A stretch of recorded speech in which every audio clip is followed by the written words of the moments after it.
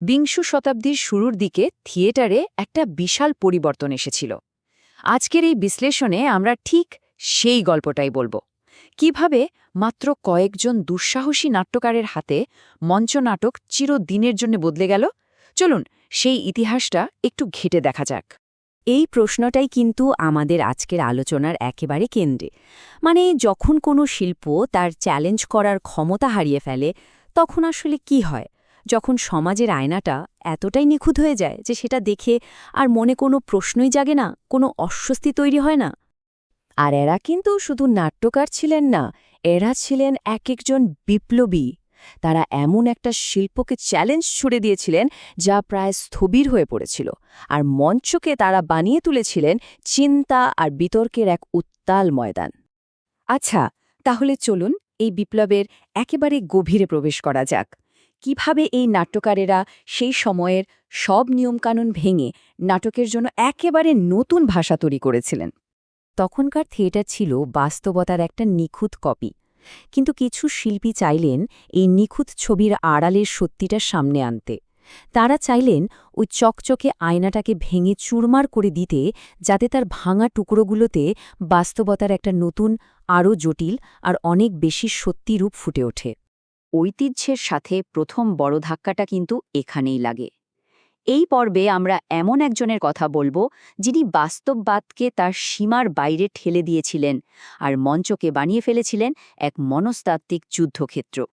যখন ইবসেনের মতো নাট্যকারেরা সমাজের নিখুঁত ছবি মঞ্চে আঁকছিলেন, ঠিক তখনই স্ট্রিন্ডবার্গ একটা একেবারে অন্য রাস্তা নিলেন। তিনি মানুষের ভেতরের জগৎটা নিয়ে কাজ শুরু করলেন, তার মনের ভেতরের দ্বন্দ্ব আর আত্মার যন্ত্রণা নিয়ে। এখন এই স্লাইডটার দিকে একটু তাকান, তুলনাটা দারুণ না? একদিকে সেই পুরনো বাস্তববাদ যা শুধু সমাজের বাইরের দিকটা দেখায়, আর অন্যদিকে স্ট্রিনবার্গের কাজ, যা ছিল মানুষের আত্মার গভীরে এক ভয়ঙ্কর অভিযান। তার নাটকে ফুটে উঠত তীব্র মানসিক চাপ, কষ্ট, আর সেই কষ্ট থেকে মুক্তির জন্য একটা আকুতি। তাহলে আসল কথাটা কি? স্ট্রিনবার্গ শুধু একজন নাট্যকার ছিলেন না, তিনি ভবিষ্যতের পথ দেখিয়েছিলেন। তার কাজ একদিকে যেমন বাস্তবতাকে তার একেবারে কাঁচা পার্শ্ববিক রূপে তুলে ধরেছে, তেমনি আবার নানা প্রতীকের মাধ্যমে গভীর অর্থ প্রকাশ করেছে। এভাবেই তিনি কিন্তু যুদ্ধ পরবর্তী এক্সপ্রেশনিস্ট নাটকের ভিতটা তৈরি করে দিয়েছিলেন। চলুন এবার পরের ধাপে যাই, দেখি এই বিপ্লবটা কিভাবে আরও এগিয়ে গেল। এখন বিদ্রোহটা শুধু নাটক লেখার স্টাইল নিয়ে ছিল না, ছিল বিষয়বস্তু আর পরিচয় নিয়েও। মঞ্চ হয়ে উঠল জাতীয় সংস্কৃতি আর সাধারণ মানুষের লোককথার ধারক। আধুনিক নাটক সাধারণ, অনেক সময়ে একেবারে প্রান্তিক মানুষদের আর তাদের নিজস্ব সংস্কৃতিকে একটা গলা দিল।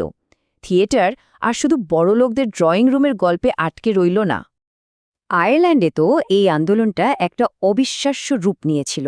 একদিকে ছিলেন জন মিলিংটন সিঞ্চ, যিনি আইরিশ লোকগাথা থেকে উপাদান নিয়ে দারুণ কাব্যিক নাটক লিখছিলেন, আর অন্যদিকে শন কেসি, যিনি ডাবলিনের বস্তির সাধারণ মানুষের যন্ত্রণার জীবনকে ট্র্যাজেডি আর কমেডির মিশেলে মঞ্চে নিয়ে আসছিলেন।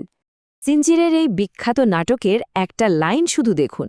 একজন সাধারণ ছেলে, সে কিনা নিজের বাবাকে খুন করার গল্প বলে রাতারাতি নায়ক হয়ে ওঠে। এই একটা লাইনই দেখিয়ে দেয় যে সিঞ্জের কিভাবে আইরিশ চরিত্রকে ফুটিয়ে তোলার জন্য কিংবদন্তি আর বেশ চমকে দেওয়ার মতো গল্প ব্যবহার করতেন। শোন ও কেসি নাটকের প্রাণই ছিল ডাবলিনের শ্রমিক শ্রেণীর জীবন। জুনো অ্যান্ড দ্য পিকক নাটকের এই বয়েল পরিবারকে দেখুন। বাবা কাজ ফাঁকি দিয়ে ঘুরে বেড়ায়, মা কোনো রকমের সংসার টানে, আর ছেলেমেয়েরা নিজেদের স্বপ্ন আর হতাশা নিয়ে হাবুডুবু খাচ্ছে। গৃহযুদ্ধের পটভূমিতে তাদের রোজকার জীবনের এই ট্র্যাজেডি আর কমেডি ছিল ও কেসির নাটকের আসল শক্তি। আর এই আন্দোলনটা কিন্তু শুধু আয়ারল্যান্ডেই থেমে থাকেনি। স্পেনে ফেদেরিকো গার্সিয়া লোরকা তার দেশের লোক সংস্কৃতি, জিপসিদের গান আর গ্রামের সাধারণ মানুষের জীবন থেকে উপাদান নিয়ে ব্লাড ওয়েডিংয়ের মতো শক্তিশালী কাব্যিক নাটক লিখেছিলেন। এবার আমরা ঢুকছি বিশ্বযুদ্ধ পরবর্তী যুগে, যেখানে এই বিদ্রোহটা তার সবচেয়ে চরম পর্যায়ে পৌঁছেছিল। দুটো বিশ্বযুদ্ধের পর পৃথিবীটা যেন তার সব অর্থ হারিয়ে ফেলেছিল, আর মঞ্চ হয়ে উঠল ঠিক সেই অর্থহীনতারই একটা প্রতিচ্ছবি। এই নতুন ধারার নাম দেওয়া হল থিয়েটার অফ দি অ্যাবসার্ড। এর পেছনের ভাবনাটা খুব সহজ। যদি জীবনটাই অর্থহীন আর অযৌক্তিক হয়, তাহলে নাটক কেন শুধু শুধু যৌক্তিক আর অর্থপূর্ণ হওয়ার ভান করবে? তাই এই ধারার নাটকগুলো গতানুগতিক গল্প, চরিত্র, সংলাপ সবকিছুকেই বর্জন করল। আর এই ধারার শ্রেষ্ঠ শিল্পী, বলতে পারেন মাস্টার, ছিলেন স্যামুয়েল বেকেট। তিনি দেখালেন যে এই অর্থহীনতার মধ্যেও এক গভীর নাটকীয়তা থাকতে পারে, যা মানুষের অস্তিত্বের সংকটকে একেবারে নাড়িয়ে দেয়। বেকেটের সবচেয়ে বিখ্যাত নাটক ওয়েটিং ফর গডো তথাকথিত প্লটটা একবার দেখুন। দুজন লোক একজনের জন্য অপেক্ষা করছে, যে কোনো দিনই আসে না, কিছুই ঘটে না, আবার সেই একই ঘটনার পুনরাবৃত্তি হয়। এই যে অন্তহীন অপেক্ষা আর কিছুই না করতে পারা, এটাই নাটকটার মূল বিষয়, যা আসলে আমাদের অর্থহীন অস্তিত্বের এক শক্তিশালী রূপক। তার অন্য নাটকগুলো ঠিক একই রকম শক্তিশালী।